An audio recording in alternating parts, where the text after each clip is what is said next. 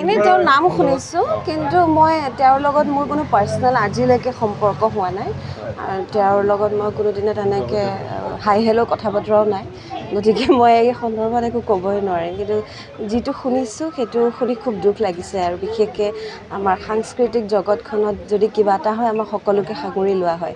এনেকুৱা কথা যেতিয়া আমি পাব্লিক প্লেচত কেতিয়াবা শুনিবলৈ পাওঁ, কিবা নিজৰে দুখ লাগে, অলপ বেয়া লাগে। বহুত শিল্পীৰ পইচাও গৈছে বুলি কৈছে, এনেকৈ শিল্পীসকল তেওঁলোকে এতিয়া সেই বিষয়ত মই একো বিশেষ নাজানো, যিহেতু মই মিছাতে এনেই কিবা এটা কোৱাটো ভুল হ'ব নেকি।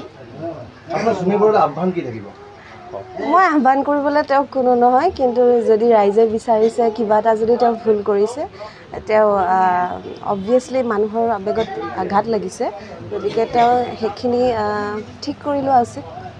সেইখিনি যদি তেওঁ ভুল কৰিছে, তেওঁ অবভিয়াছলি মানুহৰ আৱেগত আঘাত লাগিছে, গতিকে তেওঁ সেইখিনি ঠিক কৰি লোৱা উচিত। সেইখিনি